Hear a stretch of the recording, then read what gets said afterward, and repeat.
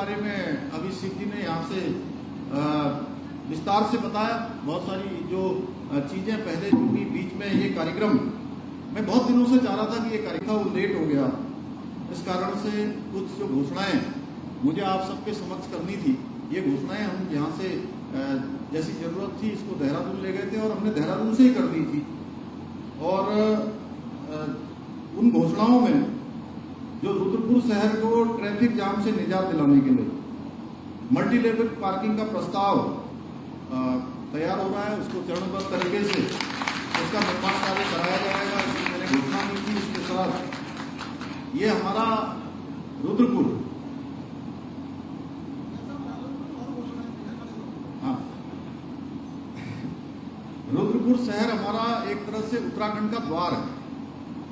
और जब हम यहाँ आते हैं, उत्तर प्रदेश के लोग आते हैं, अन्य प्रदेशों से लोग आते हैं, दिल्ली से आते हैं, तो सबसे पहले अगर उनको नैनीताल जाना है, नैनीताल से ऊपर अल्मोड़ा से लेकर कहीं भी मानसरोवर की तरफ जाना है या खटीमा से टनकपुर होते हुए पिथौरागढ़ की तरफ जाना है, तो उनके लिए ये द्वार है। और रुद्रपुर हमारा केवल रुद्रपुर का द्वार नहीं बल्कि उत्तराखंड का द्वार है। इसलिए हमने उत्तराखंड प्रदेश पर सुंदर स्वागत द्वार का निर्माण एवं एनएच जो हमारा 87 है उसके मुख्य मार्ग से सिडकुल तक इसका सौंदर्यीकरण किया जाएगा। ये भी मैंने अपनी घोषणा में सम्मिलित किया है। और मोदी मैदान, जिसके बारे में आप सब लोग जानते हैं, कोई ऐसा मैदान इसके आसपास कहीं दिखाई नहीं देता है। और बड़ा एक वाक्य है, मैं आज चूंकि आप सबके बीच में उसको जरूर रखना चाहता हूँ कि अभी प्रधानमंत्री जी की योजना है, सभी हमारे देश के अंदर ऐसे लोग जिनके पास अपनी पक्की छत नहीं है, पक्के मकान नहीं है, उन सबको घर मिलना चाहिए। और धीरे धीरे वो काम आगे बढ़ रहा था।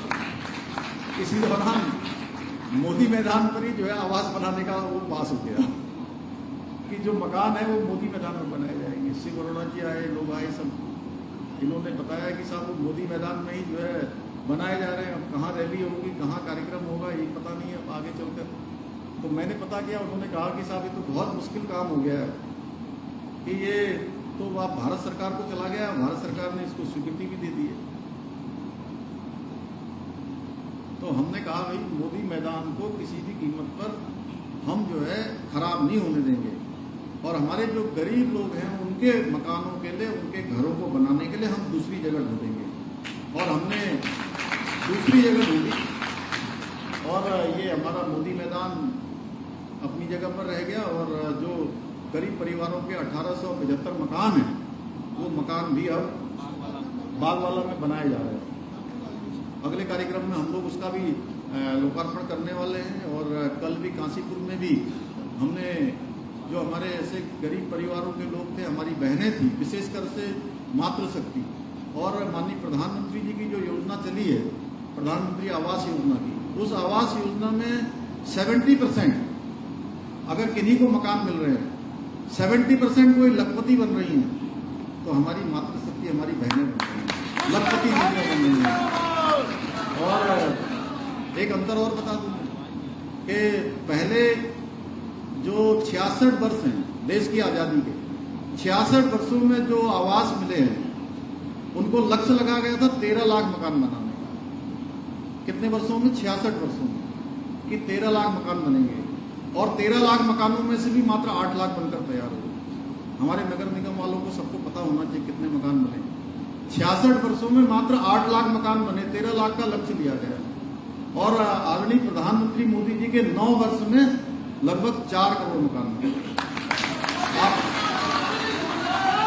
आप अंतर समझिए कि कितना बड़ा अंतर है, कितना बड़ा अंतर है जब किसी सरकार की और सरकार को चलाने वाले, नेतृत्व करने वालों की नीयत साफ होती है और अंतिम छोर में खड़े हुए लोगों तक उनका भला करने की, उनके जीवन को ऊपर उठाने की अगर जिजीविषा हो, संकल्प शक्ति हो, तो कोई काम असंभव नहीं होता है। और ये काम निरंतरता से आज भी जारी है।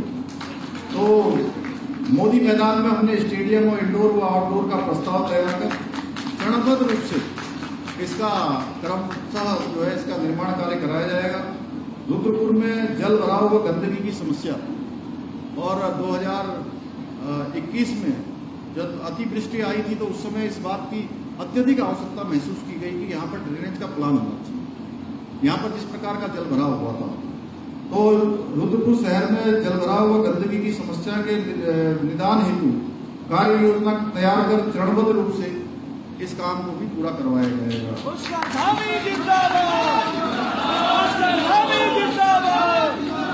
छतरपुर रेलवे स्टेशन पर रेलवे विभाग के सहयोग से मैकेनाइज्ड लोडिंग एवं अनलोडिंग की सुविधा युक्त विश्व स्तरीय गुड्स रोड सेट का निर्माण कार्य भी कराया जाएगा। यह भी हमने अपनी घोषणा में शामिल किया है। भाइयों बहनों, आज प्रदेश का विकास तेजी से आगे बढ़ रहा है और